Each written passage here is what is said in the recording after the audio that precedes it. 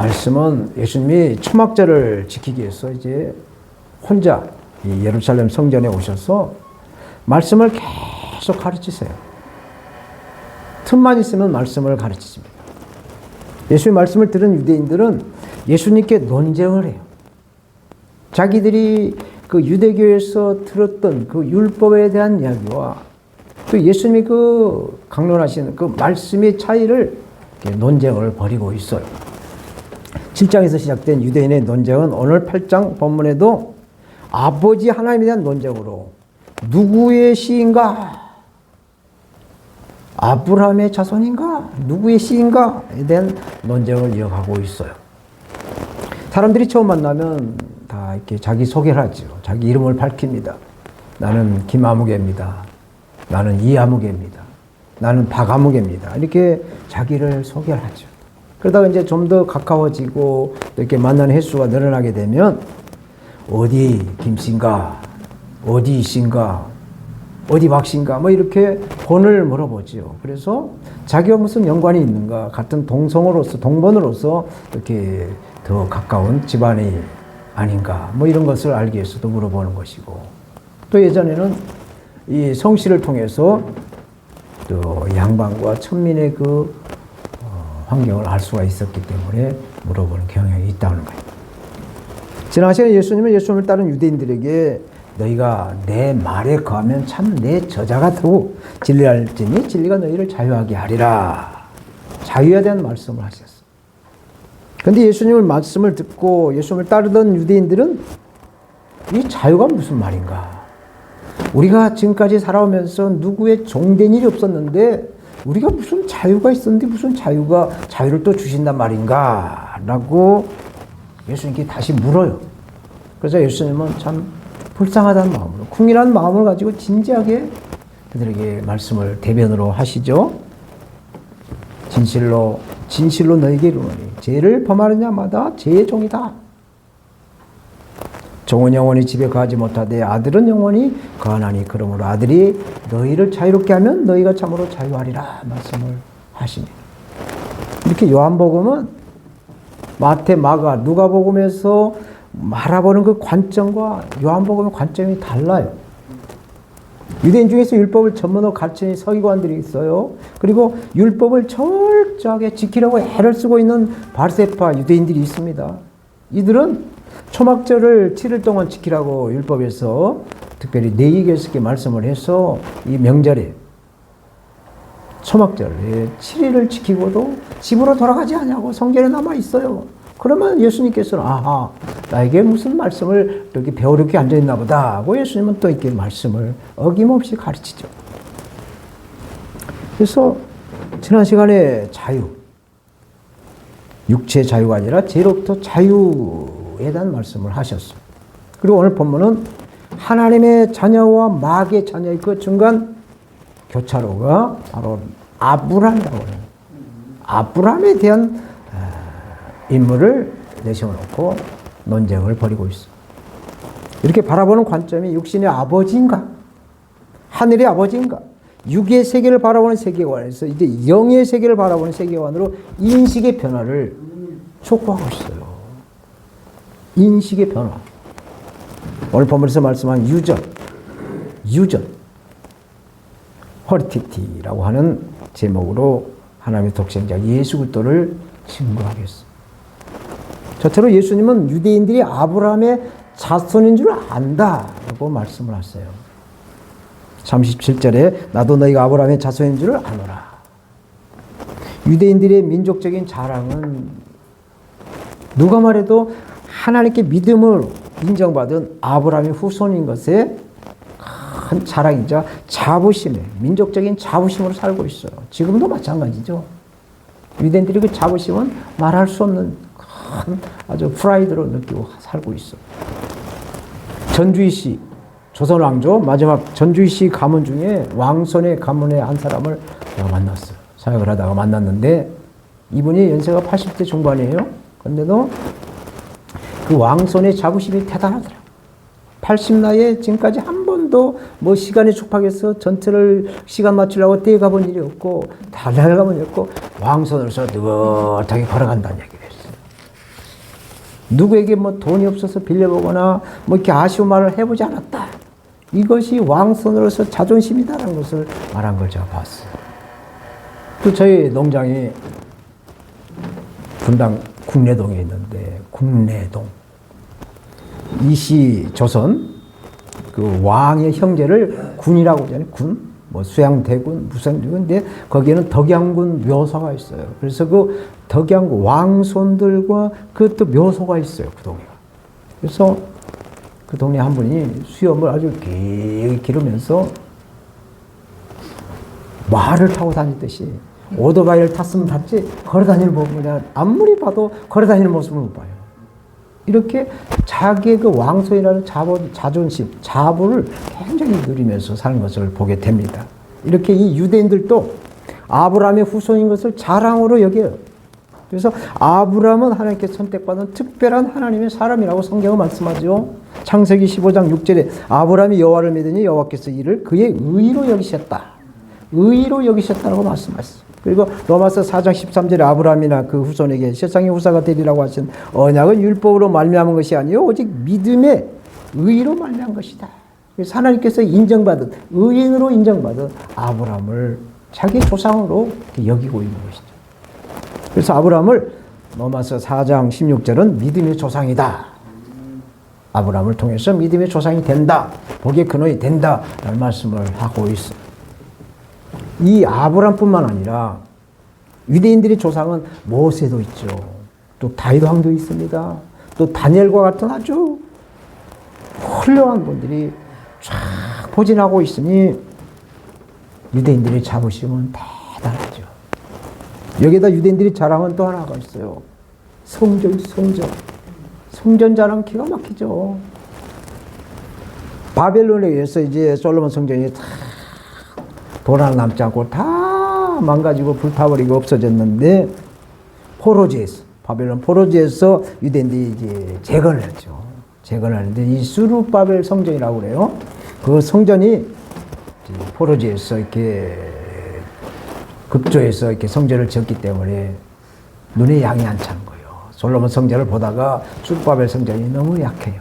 그래서 이 이스라엘을 분봉왕으로 지키고 있는 헤롯 대왕이 그 이스라엘 사람들의 그 유대인들을 마음을 사기 위해서 이 성전을 갖다가 거대하게 증축 공사를 벌여요.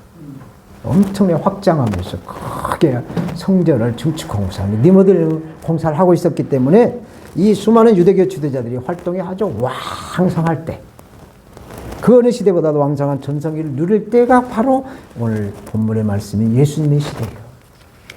이렇게 아브라함과 다윗의 후손인 유대인들은 유대인으로 오신 예수님을 메시아로 그리스도로 유대인들이 받아들이지 않았다.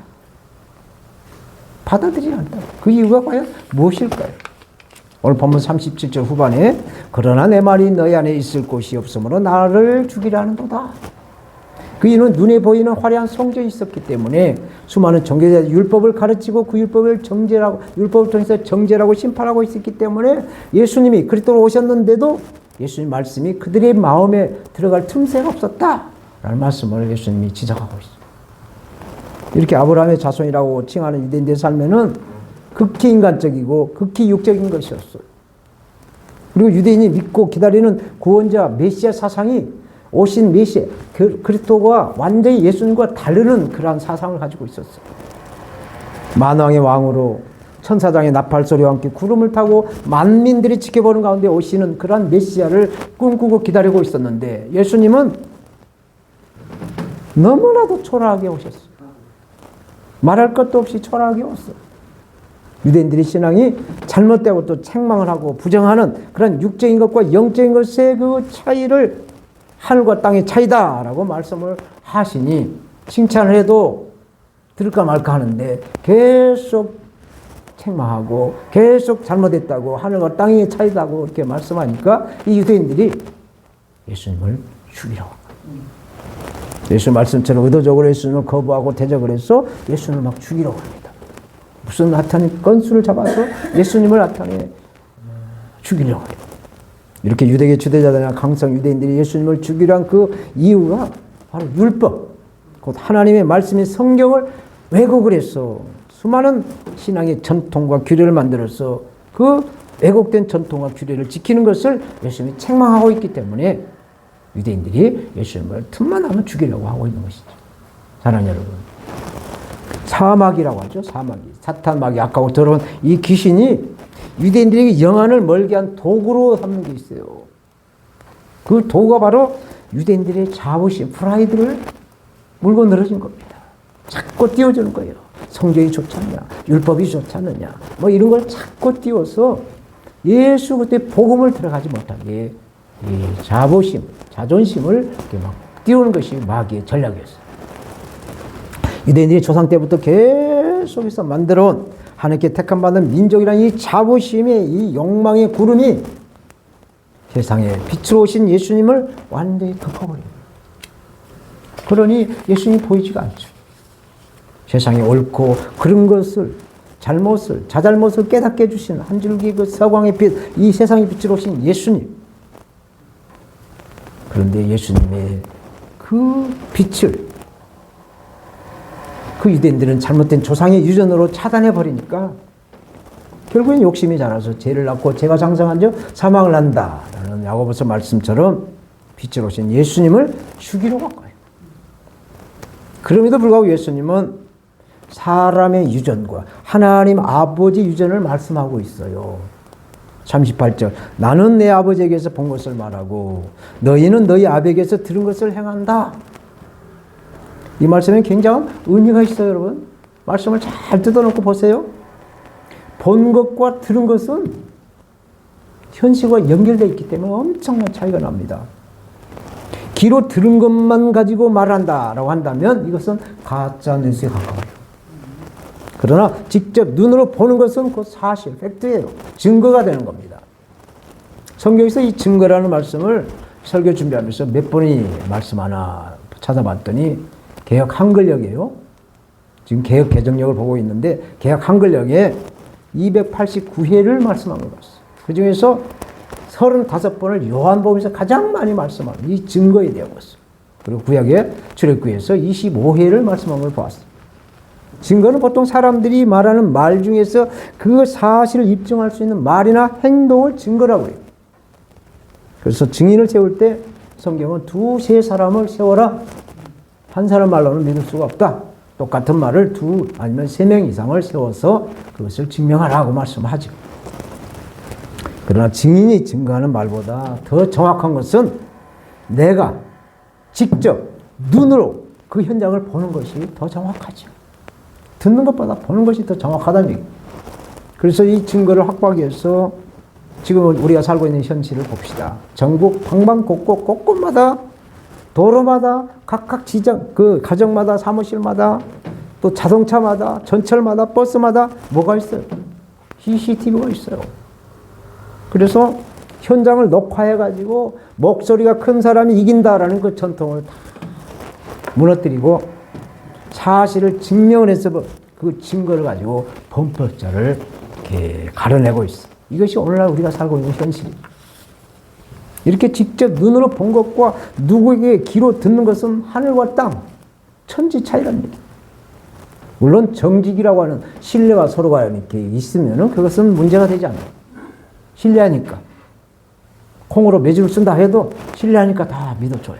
그러나 보편적인 사람과의 관계에서 본 것과 들은 것은 구별해서 판단해야 된다.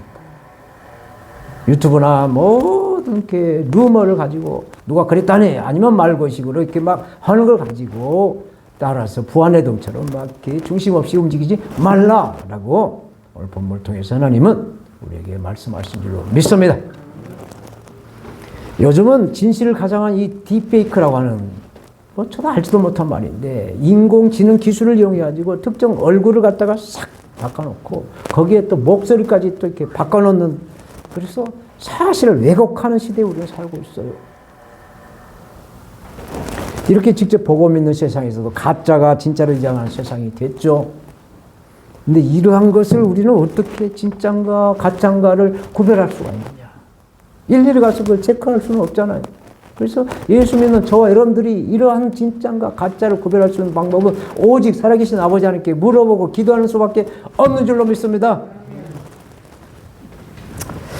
사람의 마음이나 또 보이지 않는 영적인 세계를 바라볼 수 있는 길은 오직 기도할 수 있는 길이에요. 기도할 수 있도록 하나님께서 그 문을 열어주셨어요.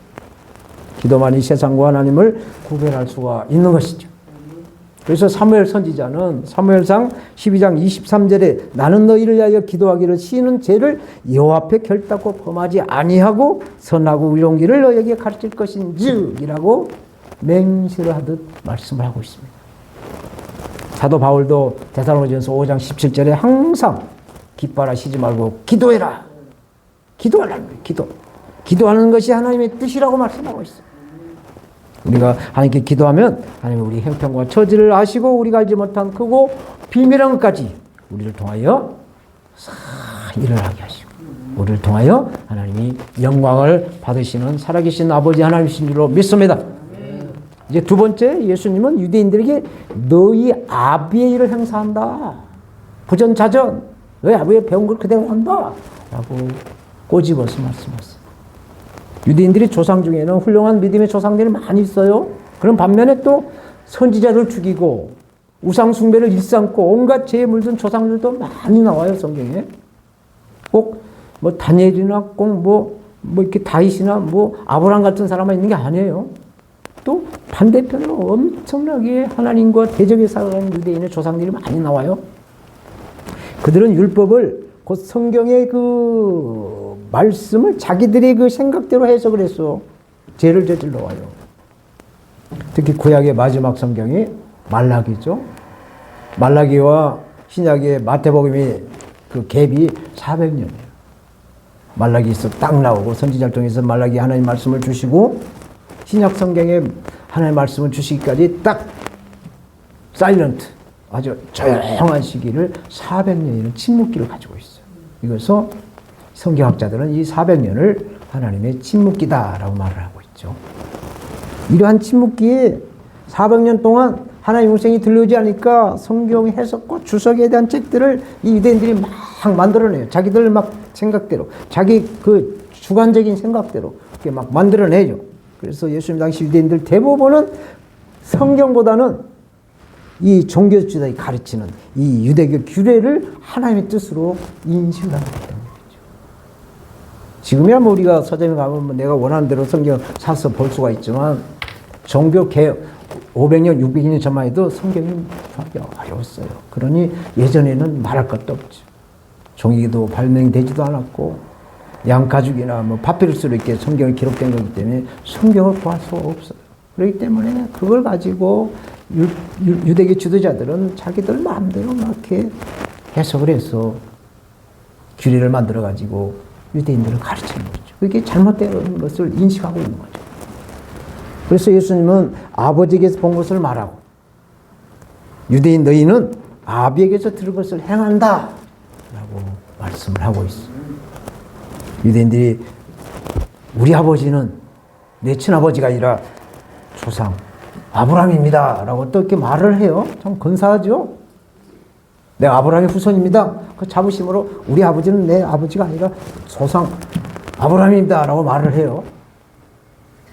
그러면 아브라함의 아버지라고 한다면 아브라함의 아들이 누구예요? 이삭이잖아요. 이삭과 같은 이렇게 예수 그리스도를 예표하는 이삭처럼 믿음으로 삶을 살아야 되는데 말은 그렇게 하는데 말로만 믿음의 조상이고 믿음의 사람이지 믿음의 행함이 없는 유대인들이 예수님은 너희 아비 마귀를 닮았다라고 지적을 하고 있어요. 39절 41절까지 봅니다. 너희가 아브라함의 자손이면 아브라함의 행사를 행할 것이거든. 지금 하나님께 들은 진리를 너희에게 말한 사람이 나를 죽이려고 한다. 아브라함은 이렇게 하지 아니하노라. 너희는 너희 아비의 행사를 하는 거다. 부전자전. 너희 아버지가 하는 짓을 너도 똑같이 하고 있다. 하는 거지. 나무는 그 나무에 달린 열매를 보고 아, 이 나무가 참 좋은 나무다. 좋지 않는 나무다라는 거 알 수 있어요. 이처럼 믿음이 있는 사람인지 믿음이 없는 사람인지 그 사람의 말과 행동을 보면 알 수가 있습니다. 예수님은 말씀을 깨닫지 못하고 계속 계속 논쟁을 하려고 하는 유대인들에게 예수님은 단호하게 큰 소리를 치죠. 사람과의 관계에서도 말귀를 받아들이면 큰 소리 한 번씩 치잖아요. 큰 소리를 치는 거예요. 44절 5절. 너희는 너희 아비 마귀에서 났으니 너희 아비의 욕심대로 너희도 행하고자 하느냐? 그는 처음부터 살인한 자요 진리가 그 속에 없으므로 진리에 서지 못하고 거짓을 말할 때마다 제 것으로 말하나니 이는 그가 거짓말쟁이요 거짓의 아비가 되었음이라. 내가 진리를 말하면 너희가 나를 믿지 아니한다. 꼭 집어서 마음을 확 파내는 말씀을 하고 있어요. 우리 조상의 유전은 우리 마음대로 할 수가 없어요. 우리 임의대로 그 유전을 마음대로 할 수가 없는 거예요. 왜? 피가 흐르기 때문에. 피가 흐르기 때문에 조상의 유전을 마음대로 바꿀 수가 없어요. 이것은 조상의 저주라고까지 말을 해요. 안 좋은 것이 계속 흘러들어오기 때문에 그렇습니다. 그래서 이 혈통의 유전은 우리가 바꾸려고 한다면, 이 좋지 않는 조상의 유전을 바꾸려고 한다면 예수 그리스도의 이름으로만이 가능한 거예요. 예수 그리스도의 이름만이 이 혈통의 유전, 이 악하고 더러운 조상의 유전을 뽑아낼 수가 있어. 예수 그리스도의 십자가의 보혈만이 그 조상의 유전에서 벗어날 수가 있다라는 얘기입니다. 사도 요한은 요한복음을 기록한과 동시에 요한 1서, 2서, 3서를 기록했는데 요한 1서 5장 1절, 2절에 이렇게 말씀해 주고 있어요. 예수께서 그리스도이심을 믿는 자마다 하나님께로부터 난 자니 또한 낳으신 이를 사랑하는 자마다 그 여기서 난 자를 사랑한다. 우리가 하나님을 사랑하고 그 계명들을 지킬 때 이로써 우리가 하나님의 자녀를 사랑하는 줄 안다. 말씀을, 율법을 지키면서 그 지키는 자를 우리가 사랑하고 그 율법을 통해서 하나님을 사랑하고 우리 형제를 사랑하고 이웃을 사랑하는 것이 진정한 하나님의 자녀가 된다. 아버지 하나님의 그 유전을 받는 것이다. 그렇지 않으면 이 사랑이라는 사랑이 없으면 마귀의 자녀, 너희 아버지의 그 마귀의 자녀다라는 것을 결론을 짓고 있어. 이 세상 것을 사랑하고 좋아하느냐, 하나님께서 나온 것을 사랑하고 좋아하느냐에 따라 아브라함의 자손이 될 수도 있고 안 될 수도 있다라는 말씀을 하시죠. 혈통의 유전, 가난, 질병, 혈기, 우상의 이 유전은 예수 그리스도의 이름으로 바꾸거나 끊어내야 아브라함의 자손이 된 줄로 믿습니다. 아멘. 이제 오늘 본문에 대한 말씀을 맺겠어요. 이 세상이 정말 너무나 무겁고 삶이 너무나 힘이 드는 두 사람이 길을 가다가 풀밭에서 평화롭게 풀을 뜯고 또 이렇게 어떤 손은 앉아가지고 눈을 지그시 감고 이렇게 껌 씹듯이 이렇게 되새김질하는 서를 보더니 아무 근심 걱정 없는 서를 보고 아이고 먹기에 살아가는 그 수고가 너무나 힘들었던지 우리도 저 소처럼 이렇게 좀 편안하게 하루를 살아도 좀 편안하게 이 소처럼 살았으면 좋겠다고 우리가 소가 됐으면 좋겠다고 소원을 빌었어. 그랬더니 그 두 사람이 소가 됐어요. 소가 됐어요. 한 사람은 몸과 마음의 소가 되었어요. 근데 또 한 사람은 몸은 껍데기, 몸은 소가 됐는데 그 속에서 마음은 사람 그대로 있어요. 그래서 몸과 마음이 소가 된 사람은 아무 근심 걱정이 편안하게 살아요. 근데 몸은 소가 됐는데 마음은 사람인 사람은 불안한 거예요. 맨날 어떻게 사람이 소지만 맨날 먹고 노느냐. 일도 해야 되지. 이것도 해야 되지. 저것도 해야 되는데 왜 맨날 먹고 노느냐. 그래서 근심 걱정이 있어서 고민하는 거예요. 마음이 편하지 않아요. 사랑하는 여러분, 예수를 믿는 성도, 저와 여러분들의 몸도 이 땅에 있지만 성령을 받아서 하나님과 교통하는 삶을 살아가고 있어요. 그래서 이 땅에서의 삶은 그리스도인, 예수 그리스도를 믿는 그리스도인으로서 불편할 수밖에 없어요. 이 땅에 마음을 두고 살아가는 사람이 하지 않는, 불신자들이 하지 않는 고민을 하고 있기 때문에 그래요. 고민하지 않을 수가 없어요. 죄와 타협하지 않도록 거룩의 길을 가기 위해서는, 거룩한 삶을 살기 위해서는 예수님 믿는 자로서의 그 길을 가기 때문에 불편해요. 굉장히 불편합니다. 그러나 예수를 믿지 않는 사람들은 그 죄가 진지도 모르고 살아가기 때문에 그 사람들은 아무 의식이 없어요. 인식이, 그냥 죄의식이 없는 거예요. 그렇지만 예수 그리스도를 믿는 저와 여러분들은 영원한 생명, 구원을 보장받고 있기 때문에 우리의 인생은 불행하지 않은 줄 믿습니다. 행복한 줄로 믿습니다. 오늘 본문은 서기관들과 바리새파 유대인들과 예수님의 그 조상에 대한 유전을 논쟁을 하고 있어요. 똑같은 아브라함의 자손으로 예수님도 유대인으로 이 땅에 오셨어요. 사람으로. 이 땅에 살고 있지만은 생각과 행동의 차이가 분명히 달라요. 너무나 다르게 나타나요. 그 차이는 눈에 보이는 것이 전부인가? 눈에 보이는 것이 전부가 아닌가? 예수님은 결론적인 말씀을 하세요. 마귀인 아비에게 속하였는가? 아니면 하나님 아버지에게 속했는가? 이 말씀을 결론으로 하고 있어요. 오늘 본문 46절 7절 너희 중에 누가 나를 죄로 책잡겠느냐? 내가 진리를 말하는데도 어찌하여 나를 믿지 아니하느냐? 하나님께 속한 자는 하나님의 말씀을 듣나니 너희가 듣지 아니하면 하나님께 속하지 아니하였다 말씀하죠. 하나님의 말씀을 듣는다는 얘기는 히어링이 아니에요.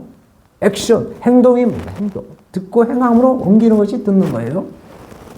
이제 날씨가 참 차가워요. 아침에도 막 난로를 여기저기 펴놨는데 이 찬바람과 영하의 낮은 기온이 겨울에 속한 거예요.